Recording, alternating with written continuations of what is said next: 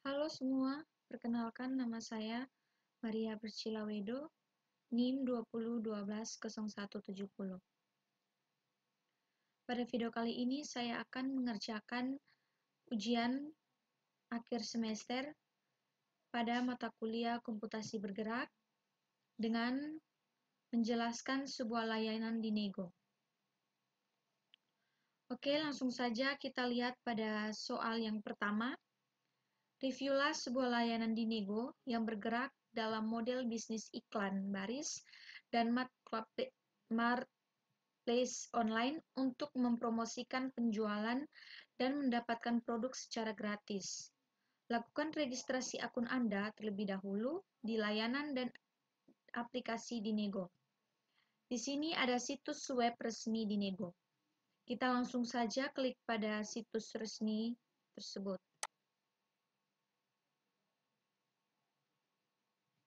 Oke, tampilannya yang pertama seperti ini. Di sini ada login masuk. Yang menu pertama ada login perpanjang akun baru. Nah, teman-teman semua yang belum mendaftarkan atau belum memiliki akun, teman-teman bisa klik pada akun baru. Di sini ada free dan premium.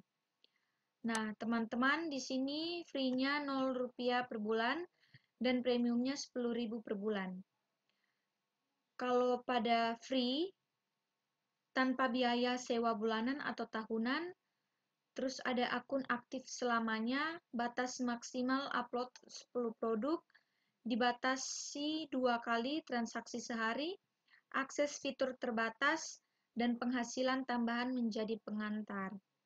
Kemudian pada premium ada diskon 60% sampai Desember 2022, potongan Rp25.000 per bulan ke Rp10.000 per bulan, biaya sewa bulanan dan tahunan murah, akses fitur tanpa batas, upload produk tanpa batas, tidak ada batas transaksi harian, penghasilan tambahan menjadi pengantar, poin khusus bertransaksi atau premium, giveaway atau undian berjarak waktu. Jadi teman-teman bisa pilih saja yang free atau premium. Kalau teman-teman mau pilih yang free, teman-teman langsung registrasi sekarang. Nah, di sini sudah muncul registrasi akun baru. Di sini ada foto, biodata, dan privasi. Nah, pada foto, teman-teman bisa upload foto teman-teman di sini. Lalu di biodatanya ada nama lengkap, lalu ada nama samaran atau toko, terus nomor WhatsApp aktif, lalu kemudian ke bawah. Lalu pada privasi di sini ada akun dipilih, free. Nah, jadi pada aplikasi di Nego ini situs web aplikasi di Nego. Sebelumnya saya sudah daftar akun saya, jadi saya login saja. Lalu di sini masukkan username dan password. Kita langsung login. Berhasil login. Oke, di sini adalah tampilan utama. Nah, di sini ada inisial MPW, KB, dan A. Ini adalah maksudnya. MPW adalah nama saya, Maria Bercilawedo. KB ini adalah mata kuliah komputasi bergerak, dan A ini adalah kelas saya. Jadi di sini ada akunku, tokoku, wishlist, dan pengaturan, perpanjang, mode premium, dan logout. Kita masuk pada akun.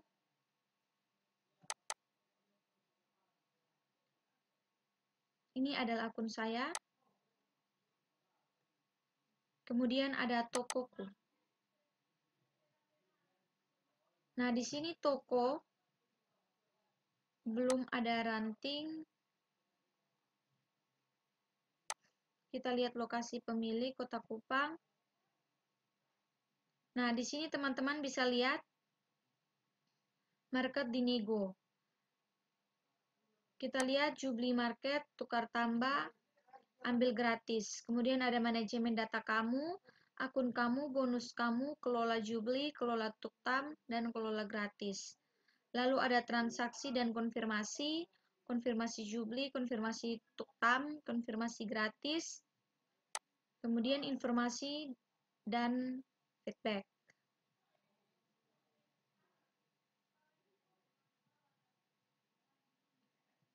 Lalu kemudian di sini juga kita bisa melakukan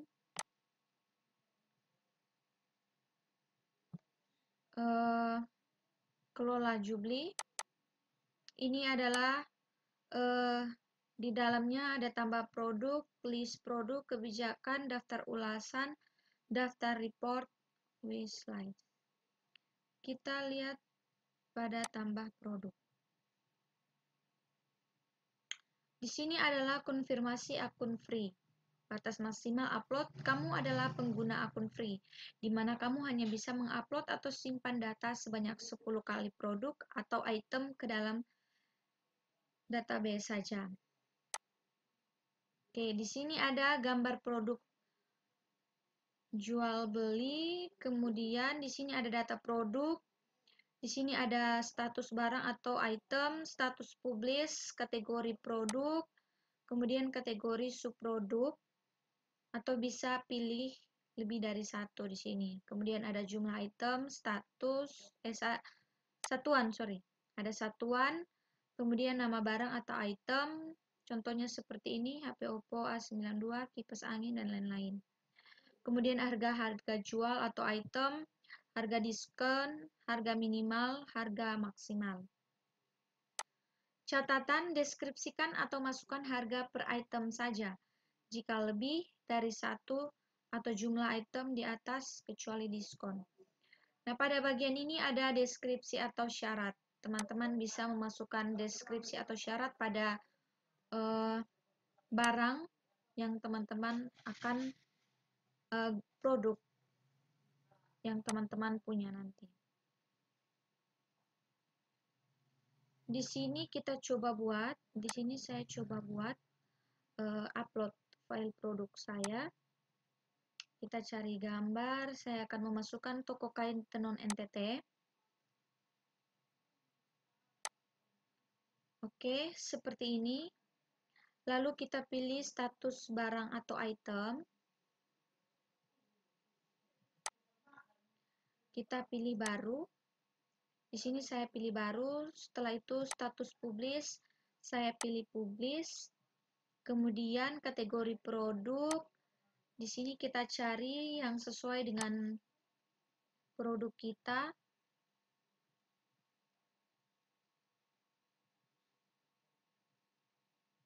Oke, di sini ada pakaian lokal, tradisional, dan adat.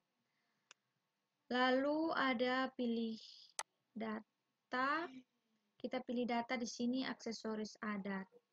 Ada pakaian tradisional, makanan tradisional, item tradisional, dan adat lainnya. Lalu di sini kita pilih jumlah itemnya 1. Lalu status kita pilih satuannya lain. Lalu di sini kita masukkan kain tenun NTT.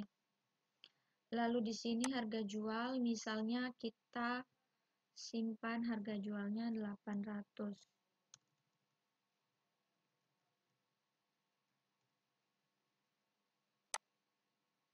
Kemudian harga diskonnya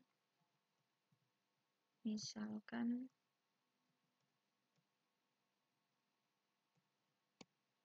harga minimal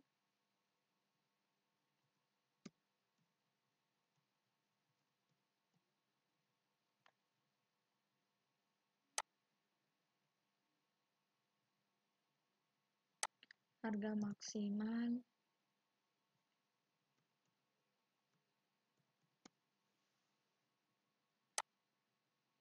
Kemudian di sini ada deskripsi. Deskripsinya kita buat kain tenun.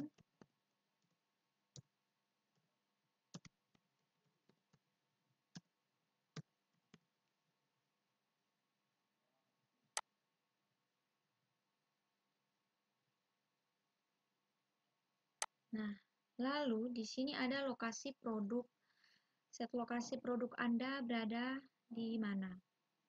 Nah, sebelumnya saya sudah melakukan tes pada bagian lokasi ini karena di komputer saya tidak bisa menyimpan lokasi tersebut. Jadi saya hanya bisa menjelaskan sampai pada deskripsi syarat. Kalau teman-teman punya komputer bisa menyimpan lokasi, teman-teman mengisi lokasi tersebut, lalu teman-teman langsung centang pada warna hijau yang ada di sini. Oke, itu adalah tentang informasi akun free. Itu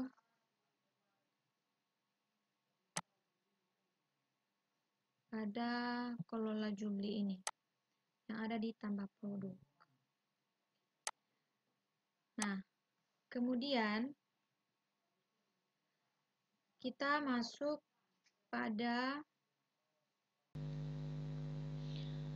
terus di sini ada lakukan transaksi request barang atau publish di dalam sistem Dinego. Dan apakah layanan tersebut mudah digunakan dan dimengerti antara pemilik akun dan konsumen.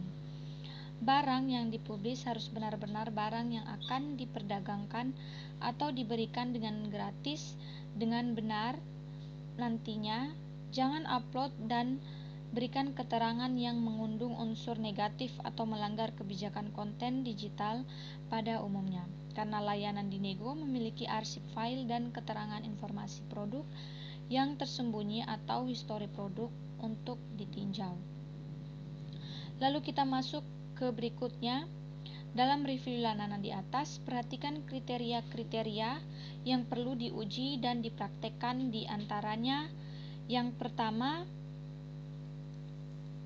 bagaimana penerapan domain situs? Apakah menerapkan protokol keamanan?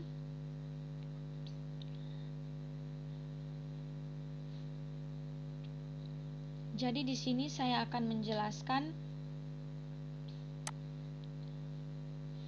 domain situs adalah alamat yang akan mengantar orang ke suatu situs tujuan.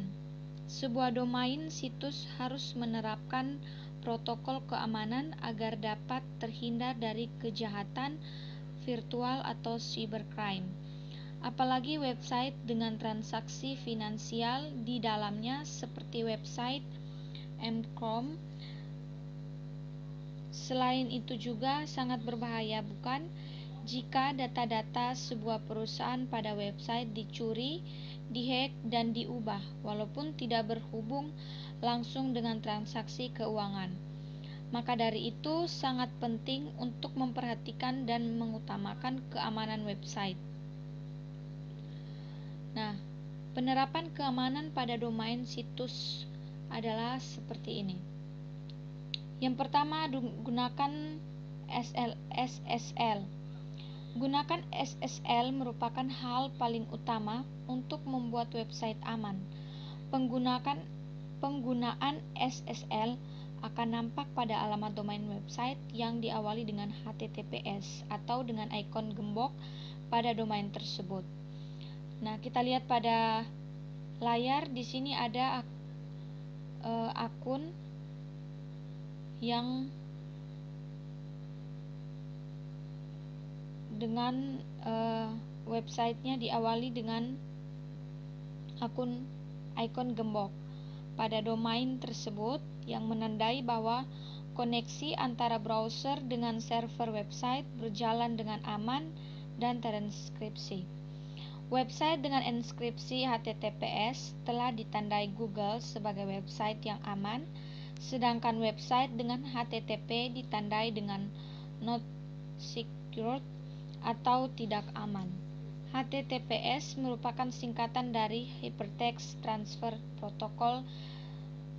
HTTP menggunakan website dengan transaksi keuangan seperti misalnya website, semakin aman dan datanya transkripsi. Lalu, update CMS website. Sangat penting untuk memastikan menggunakan versi CMS yang terbaru dan terupdate. Hal ini bertujuan untuk menghindari peretasan yang dilakukan hacker yang menggunakan metode hacking secara otomatis yang hanya dapat bekerja pada software yang sudah usang atau tidak pernah diupdate. Software yang sudah usang sangat mudah dihack dengan menggunakan bots yang melakukan scanning dan mencari celah secara terus-menerus untuk dibobol. Jadi, pastikan untuk selalu menggunakan CMS versi terbaru pada website Anda. Perhatikan konfigurasi server. Pertama, Anda harus mengetahui apa saja jenis konfigurasi yang digunakan pada website server. Misalnya Apache, lalu Microsoft IIS. Hal ini bertujuan untuk menerapkan pengaturan tertentu yang akan bekerja pada server sesuai dengan perintah untuk meningkatkan keamanan website. Web server ini merupakan software yang bekerja pada web client supaya browser tersebut dapat menampilkan halaman dan data yang diminta. Kemudian gunakan satu situs untuk satu server. Web hosting dengan shared IP atau beberapa website yang menggunakan satu lokasi IP address memang cukup populer, namun sayangnya hal ini malah dapat memicu resiko cybercrime yang lebih besar. Hosting 5 situs pada satu server jelas akan lebih beresiko dibandingkan jika menggunakan disagged IP address, karena hacker dapat menemukan kelemahan satu situs dan dapat menyebar ke situs lainnya. Kerugiannya adalah data yang hilang, proses recovery yang membutuhkan waktu dan usaha, serta kemungkinan masih bisa terkena serangan lagi karena masih dalam satu circle IP address yang sama.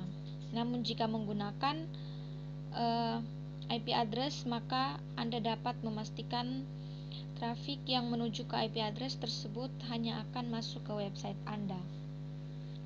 Lalu ganti pengaturan default CMS. Selain default CMS website memang sudah digunakan sebagai pemula. Selain pengaturannya yang sederhana,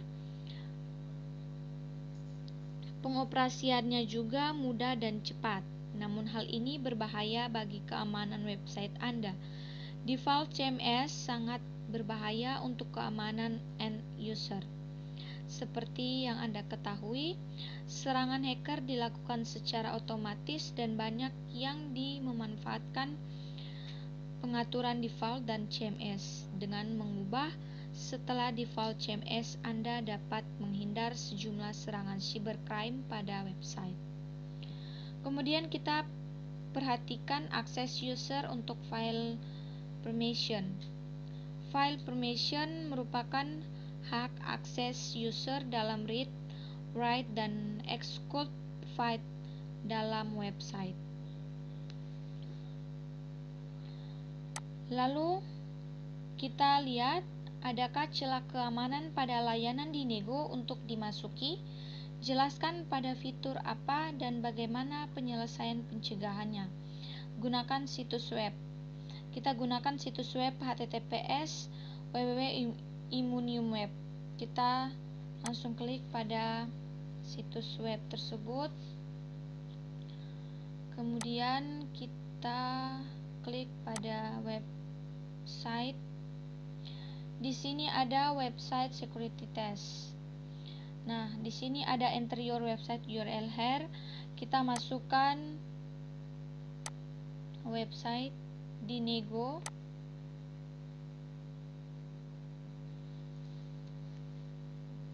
Kemudian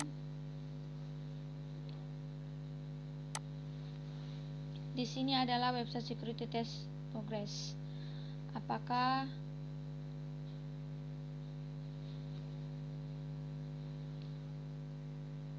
di sini kita lihat, nah, kita lihat pada hasilnya. Nah, yang pertama kita lihat di software security test. Dia terdapat dua masalah. Nah, masalahnya yaitu adalah CMS dan kerentanan sidik jari.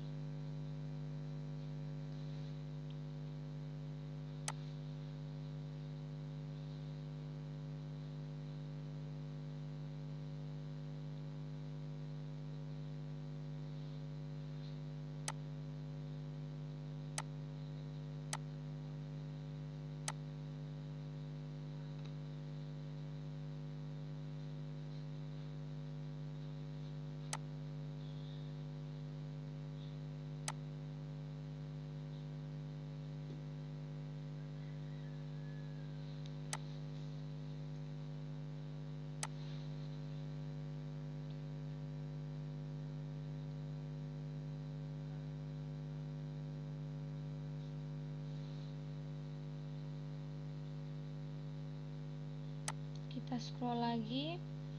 Lalu di sini untuk CMS-nya versinya tidak diketahui sehingga kita harus menguploadnya atau mengupdate-nya.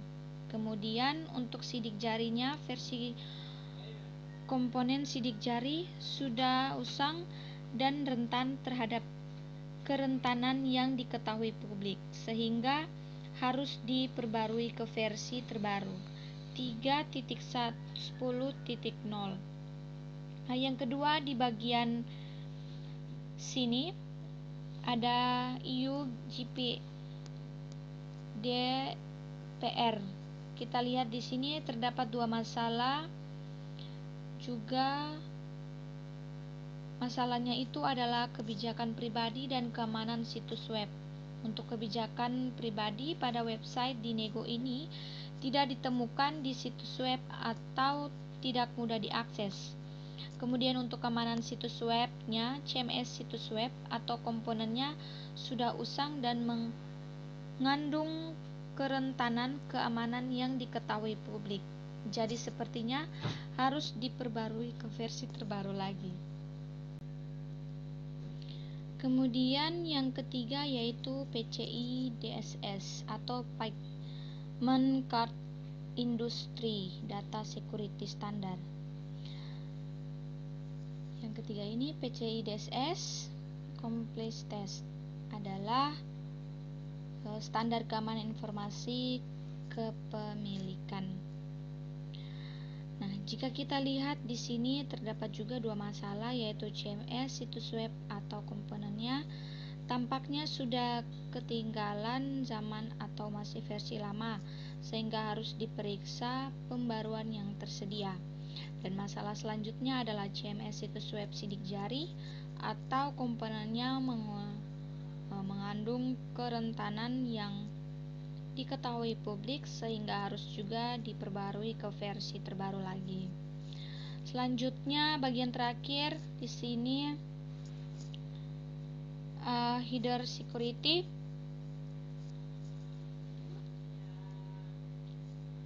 Header security test. Header security test di sini informasinya dijelaskan bahwa tidak ditemukan masalah utama. Jadi menurut saya, server atau hosting yang digunakan untuk website Dinego ini sudah aman karena web hosting Niag Hoster menggunakan sistem keamanan cerdas dari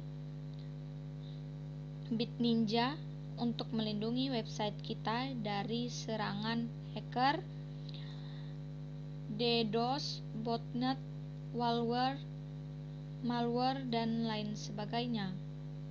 Untuk meningkatkan kualitas keamanan website, pelanggan